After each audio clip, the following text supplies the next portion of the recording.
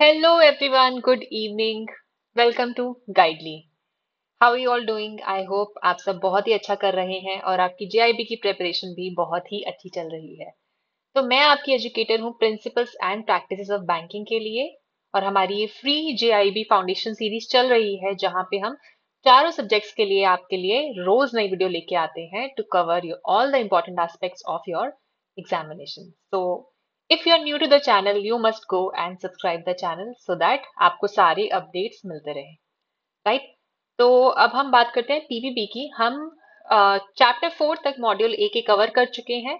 अगर आप नए हैं तो आप प्लेलिस्ट में जाके प्रीवियस चैप्टर्स को देख सकते हैं। आज हम शुरू करने वाले हैं operational aspects of deposit accounts, जो कि है हमारा चैप्टर नंबर 5। प्रीवियस चैप्टर में हमने पढ़ा था various types of deposits accounts, how do we open them, उनको खोलने के लिए क्या रिक्वायरमेंट्स हैं, गाइडलाइंस हैं और डॉक्यूमेंट्स की जरूरत है। आज के इस चैप्टर में हम ये पढ़ेंगे कि डिफरेंट तरीके के डिपॉजिट अकाउंट्स को चलाने के लिए, ऑपरेशनल रखने के लिए क्या क्या गाइडलाइंस है। तो ये जो आपका चैप्टर है इट इज मोर और लेस, जो लोग ब्रांच बैंकिंग में ऑलरेडी है they would know, so it is going to be just refresh of all the things that you are already doing in the branch. A brief introduction of myself for people who are new to the channel. My name is Shikha. I am a graduate from Shri Ram College of Commerce.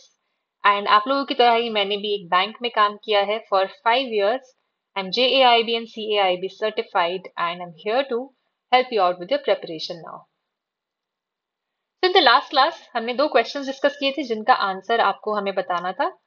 So this was a question जो हमने last class में discuss भी किया था कि LLP क्या होता है, what is a limited liability partnership. हमने डिस्कस किया था कि ये एक तरह का लीगल अरेंजमेंट है जिसमें एंटिटी की जो आइडेंटिटी होती है वो इंडिविजुअल्स से अलग होती है, इसीलिए जो इंडिविजुअल्स की लायबिलिटी होती है वो भी लिमिटेड टू देयर कॉन्ट्रीब्यूशन होती है। तो आपको बताना था कि स्मॉल एलएलपी किसको कहते हैं। इसके हमने कुछ डायरेक्शंस देखे थे, contribution wise and turnover wise. तो आपको ये बताना था स्मॉल एलएलपी वो होती है जिसका कंट्रीब्यूशन 25 लाख से ज्यादा नहीं होता है और टर्नओवर 40 लाख से ज्यादा प्रीवियस फाइनेंशियल ईयर में क्रॉस नहीं करती है, तो हम उसे किस कैटेगरी में डालते हैं? It is called as a small limited liability partnership, small LLP. तो बताएंगे आप में से कितने लोगों का आंसर इसका ठीक था, राइट? एक और क्वेश्चन था जो मैंने होमवर्क के लिए दिया था, वो क्या था? लीगल एंटिटी आइडेंटिफायर जो है उसकी गाइडलाइंस के हिसाब से एलईआई का पर्पस क्या होता है। हमने कल देखा था एलईआई एक 20 डिजिट कोड होता है, ठीक है, जो कि डिफरेंट नॉन इंडिविजुअल्स को असाइन किया जाता है, right? Above a certain payment of transaction, अगर एक्सपोजर एक सर्टेन लिमिट से ज्यादा है, राइट? तो देखते हैं हम इसका आंसर क्या है, कि इसका पर्पस क्या है। To exclusively identify individuals in financial transactions, to facilitate the assessment of aggregate borrowing by corporate groups and monitor the financial profile of entities. Third is to provide a unique identifier for retail bank customers. ये तो गलत ही है, हमने बात की थी this is only for non individuals, ये individuals पे apply नहीं होता है। To eliminate the need for documentation, ये भी इसका आंसर नहीं है। तो आपको जो कंफ्यूजन है ए या बी में हो सकती है, तो ए की अगर हम बात करें तो एक्सक्लूसिवली आइडेंटिफाई इंडिविजुअल्स यहाँ कह रहा है, इंडिविजुअल्स तो हम करते ही नहीं है आइडेंटिफाई, हम आइडेंटिफाई ही किसी एंटिटी को करते हैं, तो ए भी आपका गलत है। तो what is the right answer? Right answer is B. B हमें क्या बोल रहा है कि to facilitate the assessment of aggregate borrowing. हमने कल देखा था ना, एग्रीगेट बोरोइंग सर्टेन लिमिट से अगर ऊपर हो जाती है तो जो है हमें कॉर्पोरेट ग्रुप्स को बोलना पड़ता है कि आप अपना लीगल एंटिटी आइडेंटिफायर कोड बनवाइए, अदरवाइज हम आपके ट्रांजैक्शंस को कवर नहीं कर पाएंगे। आप लोग मुझे कमेंट सेक्शन में बताएंगे कि एग्रीगेट बोरोइंग की लिमिट क्या है लीगल एंटिटी आइडेंटिफायर के लिए। ये हमने कल की क्लास में डिस्कस किया था। Alright, so we have discussed the questions from the previous class. Now we are going to move on to the next chapter, chapter number 5. तो इसमें हम देखने वाले हैं डिफरेंट ऑपरेशनल एस्पेक्ट्स क्या हैं अलग अलग तरह के डिपॉजिट्स के लिए, ठीक है? तो डिपॉजिट्स बेसिकली होते क्या हैं ये हमें ऑलरेडी पता ही है। ये सिग्निफिकेंट रिसोर्स होते हैं जिससे आप लेंडिंग और इन्वेस्टमेंट कर सकते हो, तो ठीक है। अब बैंक सही तरीके से डिपॉजिट्स रेज करेगा, कुछ शॉर्ट टर्म करेगा, कुछ लॉन्ग टर्म करेगा, तभी तो वो उस मनी को एसेंशियली लेंडिंग और इन्वेस्टमेंट में यूज कर पाएगा। अगर बैंक के पास राइट मिक्स ऑफ डिपॉजिट्स नहीं है तो वो राइट तरीके से लेंडिंग और इन्वेस्टमेंट भी नहीं कर पाएगा। और अगर बैंक लेंडिंग और इन्वेस्टमेंट नहीं कर पा रहा है तो बैंक प्रॉफिट कहाँ से कमाएगा? क्योंकि यही जो बैंक के तरीके होते हैं to make profit out of things. तो ये हम यहाँ पे यही बोल रहे हैं, while basic features of deposit accounts are similar only, different banks offer distinct deposit products.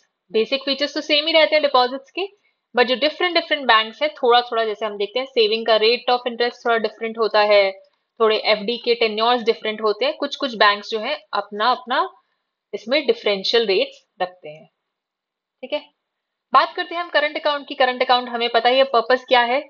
Frequent transactions businesses कर रहे हैं तो उसे हम करंट अकाउंट खोलते हैं, इस पे कोई भी इंटरेस्ट नहीं दिया जाता है।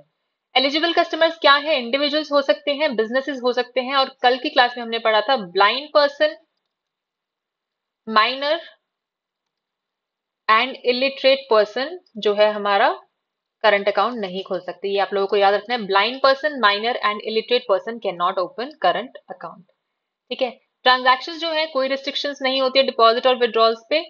मिनिमम बैलेंस रिक्वायरमेंट्स में अप्लाई। ठीक है, कोई सीलिंग नहीं है कि आप इसमें कितना बैलेंस रख सकते हो। ठीक है, मिनिमम बैलेंस तो हम जनरली रखते हैं रिक्वायरमेंट।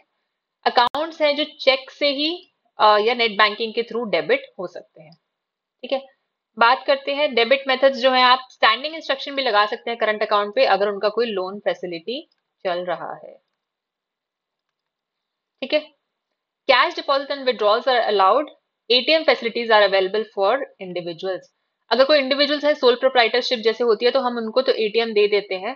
कोई फर्म है तो उनको हम एटीएम नहीं देते हैं। और कैश विड्रॉल भी हम अलाउ करते हैं, बट हमारी जो है कोशिश रहती है कि चेक के थ्रू कोई पेमेंट किसी को देनी है तो चेक के थ्रू ही दे दें, बट हम कैश विड्रॉल्स और कैश डिपॉजिट्स भी अलाउ करते हैं, क्योंकि काफी सारे कैश रिच बिजनेस होते हैं जिनके पास जो जिनके पास जो सेल है वो कैश में रिसीव होती है। So cash deposits and withdrawals are also allowed. और जो है हम करंट अकाउंट में एक टेम्पररी ओवरड्राफ्ट फैसिलिटी भी दे सकते हैं basis the description of the manager. I hope these are clear. Current account की हमारी जो है डिफरेंट डिफरेंट क्या चीजें हैं। एक तो जो है प्राइमरीली बिजनेस ट्रांजैक्शन के लिए से हम खोलते हैं, इस पे हम कोई इंटरेस्ट नहीं देते हैं। ठीक है, कुछ बैंक्स हैं जो अगर आपने करंट अकाउंट में लेट्स से एक मिनिमम बैलेंस से ऊपर अकाउंट रखा है तो थोड़ा बहुत इंटरेस्ट देते हैं, बट जनरली करंट अकाउंट में आरबीआई बोलता है कि आप इंटरेस्ट नहीं दे रहे हो। ठीक है, इसके अलावा जो आपका करंट अकाउंट है इंडिविजुअल्स खोल सकते हैं, गवर्नमेंट बॉडीज खोल सकते हैं, ब्लाइंड पर्सन, माइनर और इलिटरेट पर्दा नशी वुमेन जो है आपका करंट अकाउंट नहीं खोल सकती। डिपॉजिट और विड्रॉल पे कोई रिस्ट्रिक्शन नहीं है, मिनिमम बैलेंस हो भी सकता है नहीं भी हो सकता डिपेंडिंग ऑन बैंक्स रिक्वायरमेंट्स। और आप कैश डिपॉजिट और विड्रॉल भी करा सकते हैं, और इसमें आप टीओडी की फैसिलिटी भी ले सकते हैं। Hope this is clear. Next बात करें सेविंग अकाउंट की। सेविंग अकाउंट किस लिए होता है? ताकि आप इंडिविजुअल्स को एनकरेज करें कि वो अपना पैसा सेव करें। तो बेसिकली सेविंग अकाउंट का पर्पस तो यही होता है कि इंडिविजुअल्स अपना पैसा सेव कर सकें। ठीक है, कभी कभी क्या होता है कि कोई एक आपका सेविंग अकाउंट, जैसे मान लो किसी ऑर्गेनाइजेशन का, ट्रस्ट का कोई अकाउंट खुला है, कुछ उसका रेगुलेशन है, तो आरबीआई कुछ सर्टेन स्पेसिफिकेशंस देता है, तो आपको जो है उन स्पेसिफिकेशंस को फॉलो करना रहता है। ये जो है आपका विद और विदाउट चेक फैसिलिटी दोनों ही तरीके से आप खोल सकते हो। डिपॉजिट्स जो है डिफरेंट डिफरेंट तरीके के हो सकते हैं और इंटरेस्ट इसमें पेएबल होता है। ये बिजनेस और ट्रेडिंग एक्टिविटीज के लिए आप यूज नहीं करते हो। अकाउंट बैलेंस पे कोई सीलिंग नहीं है।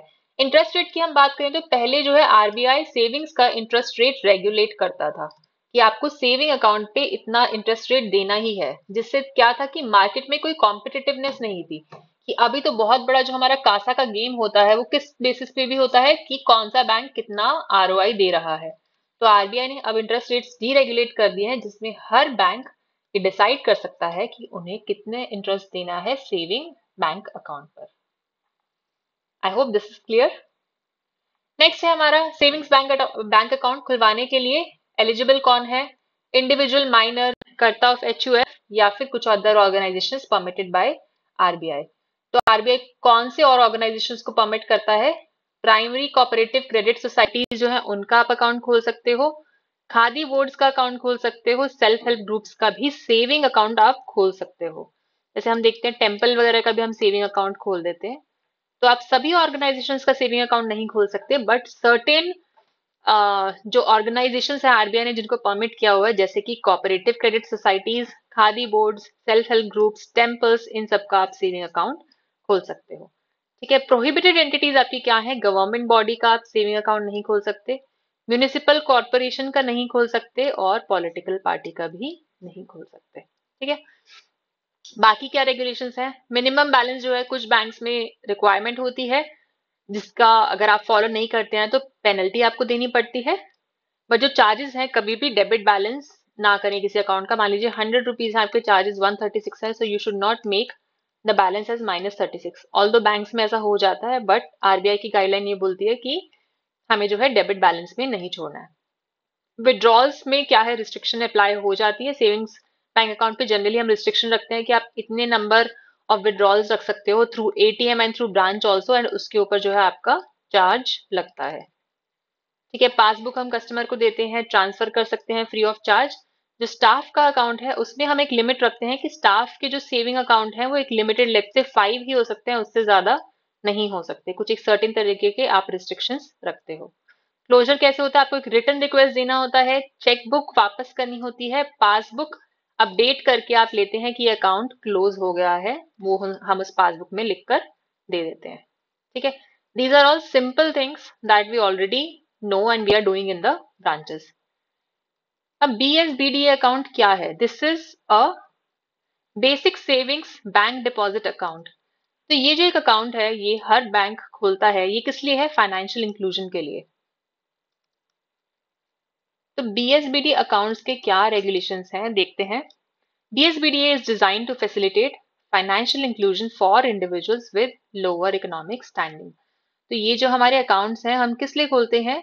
जिन इंडिविजुअल्स की फाइनेंशियल इंक्लूजन नहीं हो पा रही है, उनके पास जो है पैसों की कुछ कमी है, या फिर उनके पास फाइनेंशियल लिटरेसी नहीं है, तो हम उनके लिए अकाउंट खोलते हैं। इसके कुछ फीचर्स क्या होते हैं? कुछ फ्री सर्विसेज इसकी मैंडेटरी हैं। उसमें क्या है कि कैश डिपॉजिट एंड ब्रांचेस और एटीएम के थ्रू अगर कैश डिपॉजिट कर रहे हो that is free of cost. ठीक है, आप किसी इलेक्ट्रॉनिक चैनल से भी कुछ भी डिपॉजिट कर रहे हो that is also free of cost. No limit on the number and value of deposits per month. जैसे हम बात करें थे बाकी सेविंग्स अकाउंट में कुछ ना कुछ लिमिट भी रहती है कि आप महीने में इतना ही बार डिपॉजिट कर सकते हैं, उसके ऊपर कुछ चार्जेस लगते हैं। बट इस केस में डिपॉजिट चाहे आप एटीएम के थ्रू कराओ या फिर चाहे ब्रांच पे जाके कराओ, तो उसकी कोई लिमिट नहीं है। एटीएम विड्रॉल की अगर हम बात करें तो जो एटीएम है उसमें कम से कम 4 विड्रॉल्स तो आपको फ्री मिलते हैं, उसके ऊपर बैंक की इंडिविजुअल पॉलिसी पे वेरी करता है। और आपको इसमें एटीएम कार्ड भी जो है वो फ्री मिलता है। अब बात करें चेकबुक की, चेकबुक फ्री सर्विसेज में इंक्लूडेड नहीं है, बट कोई बैंक चाहे तो फ्री ऑफ चार्ज दे सकता है। मिनिमम ये जो सर्विसेज हैं ये तो फ्री आपको देनी ही देनी है। ठीक है, एडिशनल सर्विसेज जो है एक रीजनेबल कॉस्ट पे ही प्रोवाइड करनी है और नॉन डिस्क्रिमिनेटरी होनी चाहिए। ऐसा नहीं कि ए को आपने एक स्पेसिफिक रेट दिया और बी को दूसरा रेट दिया है। ठीक है, और कोई मिनिमम बैलेंस की रिक्वायरमेंट इसमें नहीं होती है। ये हमारा जो है एक बेसिक इसका फीचर है ही कि इसमें कोई मिनिमम बैलेंस की रिक्वायरमेंट नहीं होती है। अब हम बात करें तो 1 person can only open 1 BSBDA account. ठीक है, हमारे पास ऐसे केसेस आते हैं ना, हम देखते हैं पहले हमारा ये वाला अकाउंट खुला हुआ BSBDA PNB में, SBI में फिर खुलवाने आ गए, तो they can have only 1 BSBDA account, क्योंकि इसका पर्पस फाइनेंशियल इंक्लूजन है। अगर एक अकाउंट खुल गया तो आप फाइनेंशियल इंक्लूड तो हो ही गए हैं। ठीक है, ये कोई और सेविंग बैंक अकाउंट खोल सकते हैं किसी और बैंक के साथ। ठीक है, other type of deposit accounts खोल सकते हैं, सॉरी सेविंग अकाउंट जो है उनका एक ही रहेगा BSBDA अकाउंट। अगर कोई ऑलरेडी एग्जिस्टिंग है तो उन्हें जो है वो बंद करना पड़ेगा with in 30 days of opening a BSBDA account, क्योंकि एक सेविंग अकाउंट हमने इनको जो है खुलवा दिया है फाइनेंशियल इंक्लूजन के लिए। किसी और तरह का TD RD वो खोलना चाहें तो और भी खोल सकते हैं। राइट, अब बात आती है FD की। FD हमें पता ही है क्या होता है, fix sum for a fixed period. Minimum है आपकी 7 दिनों की और मैक्सिमम आपकी है 120 मंथ्स की। ठीक है, टिपिकली है, मतलब ये बहुत हार्ड एंड फास्ट नहीं है कि मैक्सिमम आपकी इतने ही टाइम की हो सकती है। फिक्स डिपॉजिट की फीचर्स की अगर हम बात करें तो क्या है इसमें, बल्क डिपॉजिट कुछ माने जाते हैं और कुछ जो है आपके नॉर्मल डिपॉजिट माने जाते हैं, वो हम डिस्कस करेंगे बल्क किसको कहते हैं और नॉर्मल किसको कहते हैं। तो उस हिसाब से आप कोई भी अमाउंट की एफडी बनवा सकते हो, उस पर कोई रिस्ट्रिक्शन नहीं है, और हायर अमाउंट पे भी कोई रिस्ट्रिक्शन नहीं है। एफडी की हम बात करें तो हम एक रिसीट इशू करते हैं टर्म डिपॉजिट की, एक्सपायरी हो जाती है तो या तो आप रीपे करते हैं या फिर एफडी को रिन्यू करते हैं। अगर आपने प्री मैच्योर इनकैशमेंट करा लिया तो आपको कुछ ना कुछ पेनल्टी लगती है, या फिर जिस टाइम, मान लीजिए 9 मंथ्स का आपने टीडी कराया था, आपने 3 मंथ्स में उसे बंद करा दिया, जो 3 मंथ्स का रेट होगा आपको सिर्फ वही मिलेगा, and it could be with a penalty also. ठीक है। TDs without premature must offer premature withdrawal for deposit of 15 lakhs and below। हमारे पास जो 15 लाख से कम की जितनी भी टीडीज हैं उस पे मैंडेटरी है कि हम प्री मेच्योर विड्रॉल अलाउ करें। ठीक है, उसमें हमें ये ऑप्शन देना ही होता है कि आप प्री मेच्योर विड्रॉल कर सकते हो। ओवरड्यू अगर हो गई है तो आप रिन्यू कर सकते हैं, या तो उस टीडी को करंट उस पे, या फिर जो आपका सेविंग्स अकाउंट का इंटरेस्ट रेट चला आ रहा है आप उस पे वो देंगे। इंटरेस्ट पेमेंट है पीरियोडिकली होगी या फिर मैच्योरिटी पे होगी। अनक्लेम्ड अगर कोई पैसा है तो इस पे यही है कि या तो उसे सेविंग का जो है अकाउंट का इंटरेस्ट रेट उस पे लगेगा, या फिर कोई आपने कोई और कॉन्ट्रैक्चुअल अरेंजमेंट किया था जब उनको एफडी दिया था कि आपका एफडी अगर एक्सपायर हो जाता है तो हम आपको इस तरह का इंटरेस्ट रेट देंगे, तो वो लगेगा विच एवर इज लोअर। ठीक है।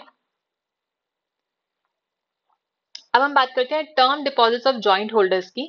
अगर मान लीजिए कोई दो दो बंदों ने मिलके जो है टर्म डिपॉजिट लिया है, तो उसमें क्या रहता है, अगर कुछ भी मॉडिफिकेशन कराना है तो जॉइंट अकाउंट होल्डर्स जो है नाम का एडिशन और डिलीशन कर सकते हैं, बट जो आपका टेन्योर और एफडी है और अमाउंट ऑफ एफडी है वो चेंज नहीं होना चाहिए। ठीक है, ये है आपका जॉइंट होल्डर्स का रिक्वायरमेंट। अभी जो टर्म डिपॉजिट्स हैं, क्या हम इनके अगेंस्ट कुछ पैसा भी ले सकते हैं? यस, इसका आंसर यस है। हम देखते हैं, हम करते हैं ना ओडी अगेंस्ट एफडी, तो एफडी के अगेंस्ट आप ओवरड्राफ्ट फैसिलिटी ले सकते हैं। ठीक है, इसमें जो है आपकी एफडी की रिसीट पे एक लियन मार्क हो जाता है, जिसका मतलब क्या है कि बैंक का इस पे हक बनता है, जब तक आप अपनी ओडी क्लियर नहीं करेंगे तो आपकी एफडी आप बंद नहीं कर सकते। ठीक है, इसमें क्या होता है, एक जो है एक मार्जिन पे 5 से 20% तक का बैंक मार्जिन रखता है। मान लीजिए आपकी एफडी 1 लाख की है तो बैंक 10% का मार्जिन रख के आपको ओडी 90,000 की दे देगा। ठीक है, इंटरेस्ट रेट जो है जनरली टीडी से तो ऊपर ही होता है, क्योंकि वरना आप कमाएंगे क्या। एफडी का अगर 6% है तो ओडी का 1% ऊपर इस तरह से होता है, तो आपका 1% जो है वो आपका बैंक का बेनिफिट हो जाएगा। अगर मान लीजिए कोई कस्टमर बोलता है मेरा टीडी बंद कर दीजिए, बट हम क्या बोलेंगे, पहले आपकी ओडी उस टीडी के पैसे से बंद होगी, only then can you close your TD. तो टीडी क्लोज करने से पहले इट इज मैंडेटरी कि हमने ओडी भी क्लोज कर दी है। अब बात आती है रिकरिंग डिपॉजिट्स की। एक चीज हमने ये डिस्कस नहीं की कि जो हमारे स्पेसिफिक थ्रेशोल्ड्स हैं बल्क डिपॉजिट्स के क्या हैं। तो जो हमारे रीजनल रूरल बैंक्स हैं उनके लिए बल्क डिपॉजिट्स का थ्रेशोल्ड है 2 करोड़, एंड जो हमारे जो नॉर्मल स्केड्यूल्ड कमर्शियल बैंक्स हैं उनके लिए बल्क डिपॉजिट्स का अमाउंट है 2 करोड़, और जो हमारे आरआरबीज हैं उनके लिए बल्क डिपॉजिट का अमाउंट क्या है, 15 लाख। ठीक है, तो अगर इससे ऊपर कोई भी अमाउंट जाता है बल्क डिपॉजिट में तो उसमें जो है बैंक एक तरीके से सिमिलर रेट ऑफ इंटरेस्ट देगा। ठीक है, इसको हम बल्क डिपॉजिट में काउंट करते हैं। 1 लाख से नीचे आपका जो भी टीडी बनता है उसमें आप डिफरेंशियल रेट ऑफ इंटरेस्ट नहीं दे सकते। सभी कस्टमर्स के लिए रेट ऑफ इंटरेस्ट सेम होना चाहिए, चाहे उन्होंने 1000 की एफडी बनवाई है, 2000 की बनवाई है, 3000 की या 50,000 की। 1 लाख से ऊपर आप डिफरेंशियल रेट ऑफ इंटरेस्ट रख सकते हो डिपेंडिंग ऑन द अमाउंट। और बल्क डिपॉजिट हम किसको कहते हैं, 2 करोड़ को। In case of scheduled commercial banks और आरआरबी के केस में हम 15 लाख को बल्क डिपॉजिट की कैटेगरी में जो है मानते हैं। अब बात करते हैं आरडीज की। आरडीज हमें ऑलरेडी पता है, ये डिपॉजिट होती हैं एक प्री डिटरमाइंड पीरियड के लिए ऑन रेगुलर इंटरवल्स। इंटरेस्ट क्या है, कंपाउंडेड क्वार्टरली होता है। फोरक्लोजर सिमिलर तरीकों से होता है। आरडीज जो है हमारे एनआरआईज कोई है तो हम उनकी आरडीज नहीं खोल सकते। एफसीएनआर एक प्रोडक्ट होता है जिसमें हम उनके टीडी फैसिलिटी दे सकते हैं, but there is no facility of RDs for NRIs. Other types of deposits की अगर हम बात करें, जैसे डिमांड और फिक्स्ड डिपॉजिट्स का हमने ये फर्स्ट क्लास में भी डिस्कस किया था। एक कॉम्बिनेशन प्रोडक्ट होता है जिसका नाम क्या है, हाइब्रिड डिपॉजिट्स। उसमें क्या होता है, आपका TD plus RD, FD plus RD दोनों का फीचर होता है। सॉरी, आपका डिमांड डिपॉजिट्स और एफडी दोनों का फीचर होता है। कैसे होता है, मान लीजिए इसमें बैंक आपको बोलता है कि आप जो है अपने अकाउंट में आपका बैलेंस जब भी 50,000 से ऊपर जाएगा, मान लीजिए मिस्टर ए है, उनके अकाउंट में 2 लाख रुपए हैं, तो बैंक बोल रहा है जब भी 50,000 से ऊपर जाएगा तो आपका जो रिमेनिंग अकाउंट है, अमाउंट है 1.5 लाख, उसमें आपकी 10-10 हजार की 15 एफडीज बन जाएंगी, जिसपे आपको नॉर्मल सेविंग से ज्यादा रेट ऑफ इंटरेस्ट मिलेगा। और कभी रिक्वायरमेंट है तो मिस्टर ए इन एफडीज को विड्रॉ भी कर सकते हैं, क्योंकि डिफरेंट इंटरवल्स की होती हैं, कुछ होती हैं 3 वीक्स की, कुछ 1 मंथ की, कुछ 3 मंथ्स की। तो इस तरीके से ये एक हाइब्रिड प्रोडक्ट है जिसमें कस्टमर को फ्लेक्सिबिलिटी मिल रही है कि वो अपना पैसा जब चाहे निकाल सकते हैं, but at the same time उनको रेट ऑफ इंटरेस्ट भी बेटर मिल रहा है। बस इसके लिए कुछ मिनिमम बैलेंस रिक्वायरमेंट्स होती है मैंडेटरी, जो कि कस्टमर को फुलफिल करनी पड़ती है। अब हम बात करते हैं, हमने एफडीज देख लिए हैं और आरडीज देख लिए हैं, तो अभी हम बात करते हैं कुछ और तरह के डिपॉजिट्स की। पहला है हमारा कैश सर्टिफिकेट। तो जो आपका कैश सर्टिफिकेट है, it is very similar to FD only, the only difference being it offers a higher rate of interest, ठीक है, and plus this is for a longer tenure. And दूसरा इसमें क्या होता है, मान लीजिए आपका 1,000 रुपए का जो है फेस वैल्यू है, मतलब कस्टमर को जो है मैच्योरिटी वैल्यू 1,000 रुपए मिलेगी, और कस्टमर जो है यहाँ पे डिपॉजिट कितना कर रहे हैं, 800। तो इसका जो है कुछ इस तरह से सिस्टम रहता है, 800 डिपॉजिट करें और 1000 आपको मिल जाएगा। तो जो फेस वैल्यू है वो आपकी मैच्योरिटी वैल्यू है, और आप डिस्काउंटेड रेट पे जो है पैसा जमा कराते हैं, जो कि आपको एक तरीके से आप कह सकते हैं 800 पे आपको 200 का इंटरेस्ट मिल गया है over a certain period of time. So these are called as cash certificates. अब हम बात करें एन्युटी डिपॉजिट्स की। एन्युटी डिपॉजिट्स क्या होते हैं, आरडी के रिवर्स होते हैं। जैसे मान लीजिए आरडी में हम बात करें, हर महीने आप 1,000 रुपए डाल रहे हैं, फिर आपको 12 महीने के बाद मान लीजिए 13,450 रुपए मिल रहे हैं, that is your RD. Annuity में क्या होता है कि आपने जाते ही जो है उनको 12 लाख रुपए जमा करा दिए, ठीक है। अब एन्युटी में बोला जा रहा है आपको हर महीने जो है हम 1,10,000 रुपए 1 साल तक देंगे। यहाँ पे बैंक आपको जो है पैसा दे रहा है in the form of annuity every month. तो आप इसको एक तरह से पेंशन की तरह लगा सकते हैं। ओनली डिफरेंस बीइंग पेंशन में आपको ऐसे स्पेसिफिक अमाउंट जमा नहीं करना होता है एक टेन्योर के स्टार्टिंग में।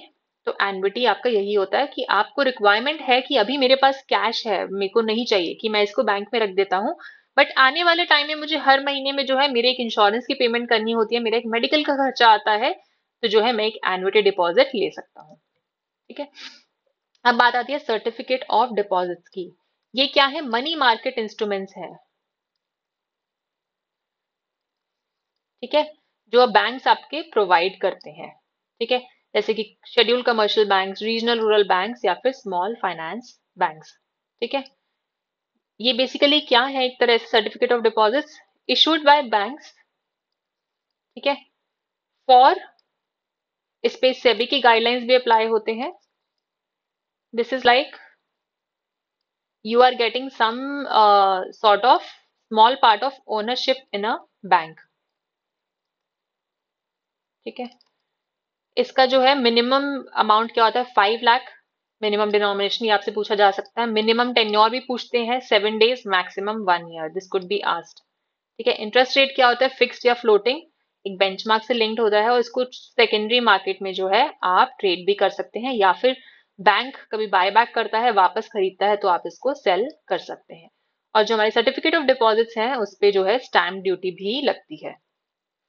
आई hope these type of deposits are clear. पहला है कैश सर्टिफिकेट, जिसमें हम डिस्काउंटेड वैल्यू पे एक इंस्ट्रूमेंट को जो है इशू करते हैं, और फिर फेस वैल्यू पे उसे रिडीम कर देते हैं, मच्योर कर देते हैं। एन्युटी क्या है, मान लीजिए आपने 12 लाख रुपए जमा करा दिए, हर महीने आपको जो है फिर वो एक पेंशन के फॉर्म में मिलता रहेगा, पीरियोडिक इंस्टॉलमेंट के फॉर्म में। सर्टिफिकेट ऑफ डिपॉजिट क्या है, जो बैंक्स इशू करते हैं, एक सर्टिफिकेट है जिसका मिनिमम डिनोमिनेशन है 5 लाख, टेन्योर है 7 days to 1 year। ये मनी मार्केट सिक्योरिटीज मार्केट के इंस्ट्रूमेंट हैं, तो सेबी की गाइडलाइंस भी फॉलो करते हैं। एंड प्लस आप इनको सेकेंडरी मार्केट में ट्रेड कर सकते हैं, बाय एंड सेल कर सकते हैं, और अगर बैंक कभी बाय बैक कर रहा है तो उसमें भी आप उसे वापस कर सकते हैं। अब बात करें हम इंटरेस्ट ऑन डिपॉजिट अकाउंट्स की, तो इसमें कुछ ज्यादा हमें देखने के लिए है नहीं कि इंटरेस्ट रेट्स कैसे हैं। बैंक्स की एक पॉलिसी होती है, वो खुद से अपना इंटरेस्ट रेट डिसाइड करते हैं, आरबीआई की कोई जो है स्पेसिफिक गाइडलाइन नहीं है। अब आरबीआई ने इसे डीरेगुलेट कर दिया है।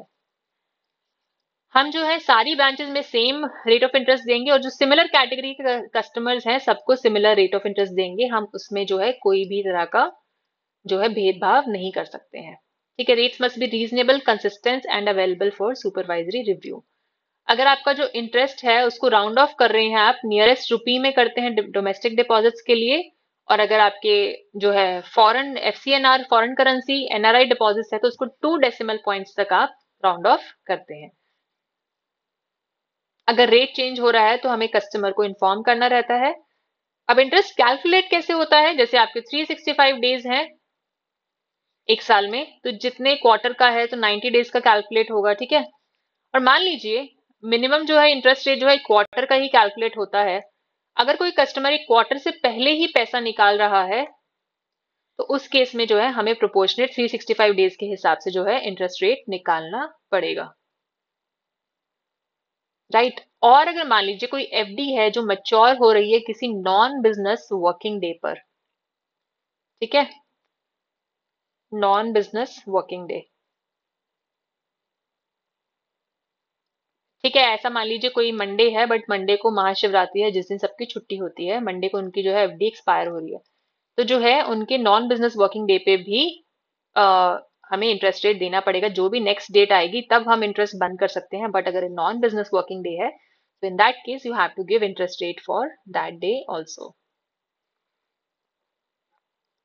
डोमेस्टिक करंट अकाउंट की अगर हम बात करें, जो करंट अकाउंट है उसमें जो है हम अपना इंटरेस्ट नहीं देते हैं। किसी इंडिविजुअल की डेथ के बाद अगर कोई बैलेंस पड़ा हुआ है करंट अकाउंट में और जब तक आप उनके किसी लीगल हायर्स को पैसा नहीं देते हैं उनका वापस, तब तक जो है सेविंग अकाउंट का normal rate of interest bank को देना पड़ेगा। ठीक है, इसमें हम यही बात कर रहे हैं कि बैंक खुद अपना रेट डिसाइड कर सकता है। ठीक है, 1 लाख का तक का जो बैलेंस है हमने डिस्कस किया था पहले भी in case of FDs also, उसमें जो है बैंक को सेम ही आरओआई देना है चाहे एफडी हो या सेविंग हो। 1 लाख के बाद जो है बैंक डिफरेंशियल बैलेंस रख सकता है बेसिस द अमाउंट की, अगर 2 लाख कोई जमा करा रहा है तो मैं रेट ऑफ इंटरेस्ट 2% दूंगा, 3 लाख करा रहे हैं तो 3% दूंगा। ठीक है, आपका इंटरेस्ट रेट कैसे वेरी कर सकता है अगर हम बात करें तो basis the tenure size in case of FDs. ठीक है, एनआरआई का इंटरेस्ट रेट हम कैसे कैलकुलेट करते हैं ये हम आगे वाले चैप्टर में पढ़ेंगे। दूसरी रही बात स्टाफ और सीनियर सिटीजन की, जो बैंक है स्टाफ और सीनियर सिटीजन को एक additional rate of interest provide कर सकते हैं। जो स्टाफ है उनको 1% तक generally additional rate of interest bank provide करता है। सिमिलरली कोई सीनियर सिटीजन है तो उनको भी जो है हम additional rate of interest provide कर सकते हैं। ठीक है, अब बात आती है कुछ जो है आपके प्रोहिबिशंस की और एग्जेम्पशंस की। जो बैंक्स हैं वो they can not pay remuneration fees commissions और incentives on deposits except for specific commission to agents. Banks ये नहीं बोल सकते हैं किसी को जाके कि आप हमारे पास अपना सेविंग अकाउंट ले आइए, अगर आप हमें 2 करोड़ देंगे हम आपको इसके बदले में 1 लाख रुपए जो है एक तरह से रिवॉर्ड देंगे। बैंक्स ये जो रिवॉर्ड है सिर्फ डीएसएस जो डायरेक्ट सेलिंग एजेंट्स हैं या कोई बिजनेस कॉरेस्पॉन्डेंट्स है उनको पे कर सकते हैं बिजनेस लाने के लिए, बट किसी और को पे नहीं कर सकते। प्रमोशनल ऑफर्स अगर बैंक्स कर रहे हैं कि फ्री ट्रिप्स दे रहे हैं, प्राइजेस दे रहे हैं, तो उसमें जो है सिर्फ इनएक्सपेंसिव गिफ्ट ही दे सकते हैं। Up to 250 rupees are allowed per individual. Banks को किसी भी अनएथिकल प्रैक्टिसेस में जो है इन्वॉल्व नहीं होना है डिपॉजिट को मंगाने के लिए। ठीक है, ऑल्दो डिपॉजिट लाना आजकल बहुत ही मुश्किल है। कोई मिसलीडिंग एडवर्टीजमेंट नहीं देनी। कई बार ऐसा होता है ना, हमारे पास कस्टमर्स आते हैं बोलते हैं कि वो बैंक तो 12% आरओआई दे रहा है, आप तो सिर्फ 8% दे रहे हो। तो हम उनसे पूछते हैं कि पर एनम है या क्या है, आप बताइएगा, पहले उसे ढंग से पढ़ के आइए क्या है ये, और उन्हें पता नहीं होता है। ठीक है, तो उस केस में जरूरी है कि आपको पता रहे कि वो किस तरह का रेट ऑफ इंटरेस्ट दे रहे हैं। कोई मिसलीडिंग एडवर्टाइजमेंट जो है बैंक ना करे। Banks are not allowed to accept interest free deposits other than in current accounts. कोई भी ऐसा डिपॉजिट नहीं होना चाहिए करंट अकाउंट को छोड़कर, चाहे सेविंग हो गया, टीडी हो गया, एफडी हो गया, आरडी हो गया, जिसपे कोई भी इंटरेस्ट बैंक नहीं दे रहा है। Banks should not accept deposits from private financiers or issue deposit receipts favoring clients of private financiers। Way private financiers जो हैं उनके जो है बैंक डिपॉजिट्स एक्सेप्ट नहीं करेगा। किसी और बैंक में अगर आपकी जो है एफडी है या टर्म डिपॉजिट है, उसके अगेंस्ट कोई दूसरा बैंक जो है ओडी फैसिलिटी नहीं दे सकता। इट इज मैंडेटरी कि टीडी फैसिलिटी आप ही के बैंक में हो, right. Banks must not create funds for charitable purposes in consultation with depositors. Bank का ऐसा कोई काम नहीं है कि डिपॉजिटर से पैसा लेके किसी चैरिटेबल ट्रस्ट में लगा दिया, ठीक है। That is not banks role and banks are not allowed to do that, ठीक है। आई होप आप लोगों को समझ आया होगा कि डिफरेंट डिफरेंट ऑपरेशनल एस्पेक्ट्स क्या हैं for different types of deposit accounts. तो आज की क्लास में हम इतना ही देखेंगे। इसका सेकंड पार्ट हम नेक्स्ट क्लास में डिस्कस करेंगे। अगर आपको कोई डाउट है तो आप कमेंट सेक्शन में पूछ सकते हैं। And let's take a look at one question.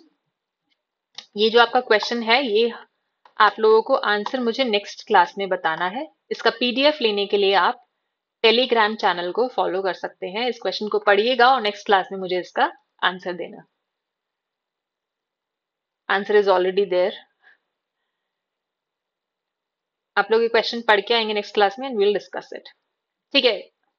For those of you who are seriously attempting JIB in November this year, we have a JIB super plan जिसमें आपको वीडियोस एक तरह से एक प्लेटफॉर्म पे कंपाइल्ड मिलेंगी, जो आपके सारे रिसोर्सेज कंपाइल होकर रिकॉर्डेड फॉर्म में, लाइव फॉर्म में सब तरीके से मिलेंगे।